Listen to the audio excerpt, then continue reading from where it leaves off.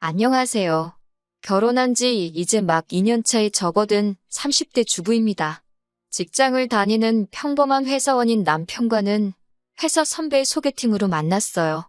남편이나 저나 성격이 웬만한 일은 서로 맞춰주는 편이라 그런지 만나는 동안 그 흔한 말다툼 한번 해본 적이 없네요. 사귄 지 2년쯤 됐을 때 남편에게 프로포즈를 받았고 저 역시 이 사람이란 확신이 있었기에 부부의 연을 맺게 되었습니다. 처음으로 시댁에 인사를 드리러 갔던 날이었어요. 어머님은 물론이고 아주버님과 형님까지 모두 만나게 되었지요. 참고로 아버님은 남편이 고등학교에 들어가고 얼마 지나지 않았을 때 사고로 돌아가셨다 들었습니다. 왜인지는 모르겠지만 어머님은 큰아들인 아주버님과 둘째인 제 남편을 다르게 대하셨어요. 특히나 밥상에서 보여주신 행동은 유치하기 짝이 없었지요. 남편과 제 앞에는 온갖 나물 반찬에 시어 꼬부라진 김치를 들이미시더니 아주버님 앞에는 노릇하게 구워진 생선구이와 갈비를 놓아주셨거든요. 솔직히 그 순간에는 제가 홀대를 받아서 속상한 것보다 남편이 무시를 받는 게 더 화가 나대요. 결혼 준비의 경우 어머님은 처음부터 당신이 살고 계신 집 한 채가 재산의 전부라 못 도와주신다 못을 박으신 상태였기에 기대가 없었습니다. 반면에 저희 부모님은 여유가 있으신 편이었기에 5천을 보태주셨지요. 그 덕분에 저희 둘이 모은 돈 1억 7천에 5천, 그리고 대출까지 받아서 수도권에 있는 작은 아파트를 하나 샀어요. 집 이야기가 나와서 말이지만 요새 소위 영끌이라고 하잖아요. 저희도 처음엔 어떻게든 최대한 대출을 받아보려고 했어요. 나중에 태어날 아이를 위해서라도 서울에 자리를 잡고 싶었거든요.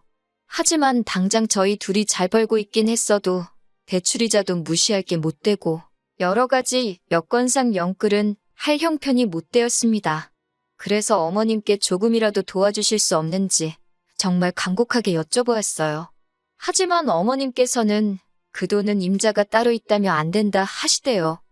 그리고 얼마 후 생각지도 못한 이야기를 듣게 되었습니다. 어머님이 집을 팔고 아주버님네로 들어가시기로 했대요. 집 판 돈은 다 아주버님에게 주시기로 했고요. 제가 이 이야기를 듣게 된 건 바로 형님을 통해서였습니다. 제가 아주버님이란 인간은 어머님 때문에도 그렇고 별로 좋아하지 않아요. 나이냐고 겨우 2살 차이 나면서 어지간히 윗사람 행세를 해대거든요. 누가 보면 아주버님이 아니라 아주 시아버지가 따로 없을 만큼이요. 하지만 형님은 사람이 순하고 따뜻합니다. 처음 시집오고 돌아온 제 생일에 남편을 제외하고 시댁 식구들 사이에서 유일하게 축하한다 연락을 해준 사람이기도 하고 그래서인지 형님하고는 가끔 커피 한 잔도 같이 마실 만큼 좋은 사이를 유지하고 있어요. 그런 형님이 울면서 전화를 걸어왔으니 제가 얼마나 놀랬는지 모릅니다. 형님은 세상에 이런 법이 어디 있냐면서 아주버님과 어머님 이야기를 시작했습니다. 듣자 하니 제가 다 어이가 없더라고요. 형님이 급한 일로 3일 동안 집을 비웠는데 그 사이에 아주버님과 어머님이 한마디로 작당 모의를 했다대요. 며칠 날 이사 오겠다며 아주 통보식으로 전해왔다고요. 저는 그래도 어머님이 아파트 팔면 그 돈 다 아주버님 주시는 거 아니겠냐며 좋으시겠다 했어요. 그러자 형님이 다시 하는 말이 제가 뭘 몰라서 하는 소리랍니다. 어머님 아파트 그거 지금 2억도 안 가는데 그나마도 근저당 잡힌 게 1억은 될 거라며 그러니 그 아파트 팔아서 대출 갚고 어쩌고 하면 막말로 물려받을 것도 얼마 없는데 너무 속상하다고요. 제가 달리해줄 말은 없었지만 오죽하면 같은 며느리인 저를 붙잡고 하소연을 하나 싶어서 안쓰러웠네요. 그리고 그날 밤 퇴근한 남편의 표정 또한 영 밝지가 않았습니다. 처음엔 회사에서 무슨 일이라도 있었나 싶어서 왜 그러냐 물었더니 남편이 정말 자기 어머니지만 너무한다며 분통을 터뜨리더라고요. 말이 나왔으니 말이지만 저도 남편도 사람인데 서운함이 왜 없었겠어요? 저희 결혼할 때는 땡전 한 푼 못 해준다 하신 것도 서운한데 갑자기 무슨 바람이 불어 아주버님 댁에 들어가시겠다 한 건지 형님 말로는 물려받게 될 돈 그거 얼마 되지도 않는다고 하지만 그거야 사실인지 아닌지 저희가 알 수도 없는 일이고 여러 가지 생각에 머리가 복잡하대요. 그렇게 어머님이 아주버님 댁으로 들어간 지 한 3달쯤 지났을 무렵이었습니다. 어머님 생신이라 아주버님 집에서 다 같이 식사를 했어요.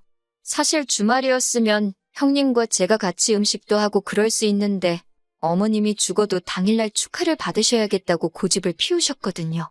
결국 저는 원래대로 출근을 했고 전업주부인 형님 혼자서 아침부터 음식하느라 고생 꽤나 했지요. 뿐만 아니라 식사를 하는 내내 어머님께서는 형님을 아주 쥐잡듯 잡으셨습니다. 이거 가져와라 저거 가져와라. 아주 종도 저런 종이 없다 싶더라니까요. 어찌저찌 식사가 끝나고 어머님과 아주버님은 당연하다는 듯 거실로 가더라고요. 그 와중에 그래도 저희 남편은 자기가 설거지를 할 테니 저와 형님에게 쉬라고 하대요. 하지만 저는 형님이 어떻게 지내는지 듣고 싶기도 해서 제가 형님이랑 같이 설거지를 할 테니 당신이 거실에 가 있으라 했습니다. 형님도 하는 말이 저쪽 사람들하고 있느니 설거지가 훨씬 마음 편하다며 이런저런 이야기를 나누다 언뜻 보니 형님이 우는 것 같았어요. 그래서 괜찮냐고 물었더니 오늘로 이 짓거리도 끝이래요. 그게 무슨 소리냐니까 그런 게 있다면서 저더러 자기처럼 살지 말라대요. 그리고 얼마 후 집안이 발칵 뒤집어졌습니다. 형님이 편지 한 장 남겨놓고 집을 나간 거예요.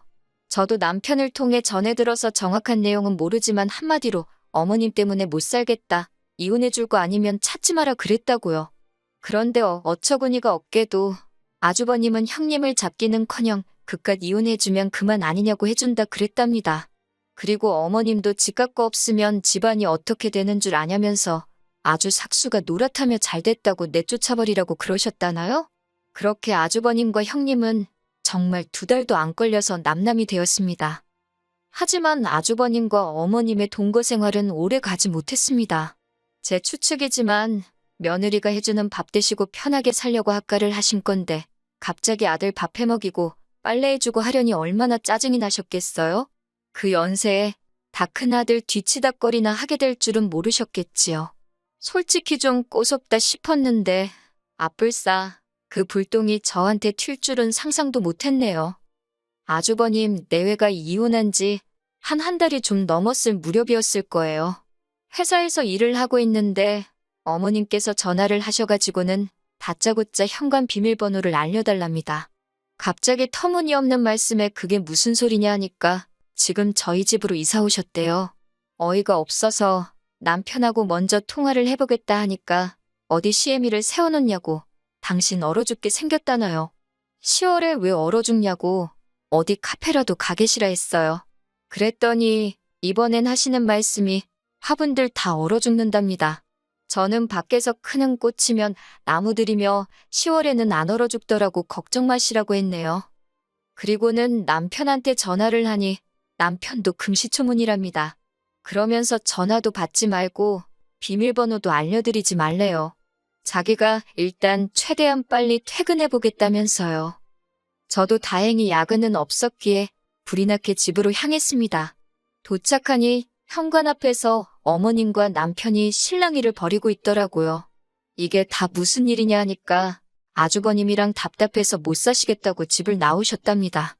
그러면서 당신은 이제 집을 팔아서 갈 곳도 없고 저희 집에서 지내셔야겠다고요. 황당했지만 밤중에 어머님을 어디 여관으로 모실 수도 없고 집으로 들어오시라 했지요. 그렇게 결국 아이방으로 쓰기로 했던 작은 방을 일단 내드렸습니다. 30개도 넘는 화분을 가지고 오셨는데 저희는 베란다를 다 확장한 집이었기에 놀 데가 마땅치 않았어요. 어쩔 수 없이 작은 방에 두라 했지요. 어머님은 큰애네 집에 있을 땐 당신이 안방을 썼다며 저희한테도 안방을 내놓으란 식이셨는데 그건 안 된다 했습니다. 그리고는 남편이 당장에 내일이라도 형한테 돌아가시라 하더군요. 저희는 맞벌이라서 음식도 다 사 먹고 청소도 사람 불러서 하고 아무튼 어머니하고는 안 맞는다고요. 하지만 어머님이 저희 말을 들은 척이나 하셨겠어요? 바로 다음 날부터 저희가 출근한 틈을 탓 아주 당신 세상이다 싶으셨는지 온 집안을 휘젓고 다니기 시작하셨지요. 어떻게 알았냐면 친정어머니가 보내주신 반찬이 쓰레기통에 들어가 있질 않나. 제 옷장 속 옷들이 멋대로 뒤섞여 있지를 않나. 심지어 제가 없는 사이에 제 핸드백을 들고 외출을 하셨는지 어머님 방에 제 핸드백이 가 있더라고요. 이와 비슷한 일들이 하루 걸러 반복되었고, 그럴 때마다 어머님과 저희 사이에서 큰 소리가 오고 갔어요.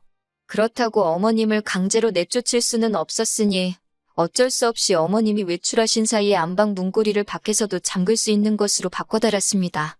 열쇠는 남편과 제가 각각 하나씩 가지고 있기로 했지요.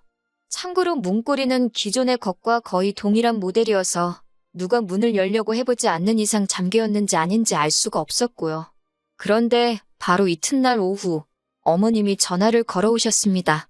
격양된 목소리로 안방에 뭐를 숨겨놨길래 문을 잠궈놨냐입니다. 저는 어머님이 들어오시는 게 불편해서 잠궜다고 솔직하게 말씀드렸어요. 그랬더니 이번엔 저더러 무슨 찔리는 짓거리를 하고 다니냐대요. 말려들면 저만 손해니까 집에서 뵙자 하고 전화는 끊었는데 기분은 영 나쁘더라고요. 그리고 그날 밤 정말 처참한 광경을 목격하게 되었습니다. 집에 도착하니 저희 안방 문고리가 처참하게 나가떨어져 있더군요. 어머님 말씀이 당신 화분이 하나 없어졌는데 그게 예뻐서 제가 가져갔다 싶더래요.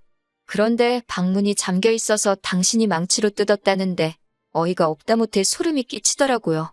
그리고는 급기야 그러니까 왜 사람 갑갑하게 안방문을 잠그고 다니냐고 소리를 지르셨어요.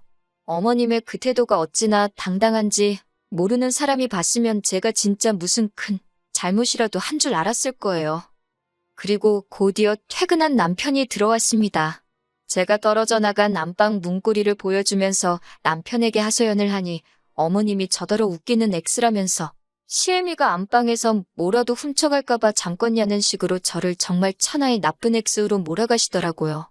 그러자 남편이 내가 잠그자고 한 거라며 우리끼리 잘 살고 있는데 갑자기 나타나서는 왜 이 분란을 만드냐고 어머님께 악을 쓰더라고요.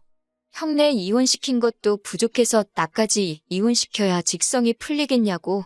그러자 어머님이 남편더러 여자에 환장했냐고 악을 쓰시는데 남편이 어머님을 거의 끌고 나가더라고요.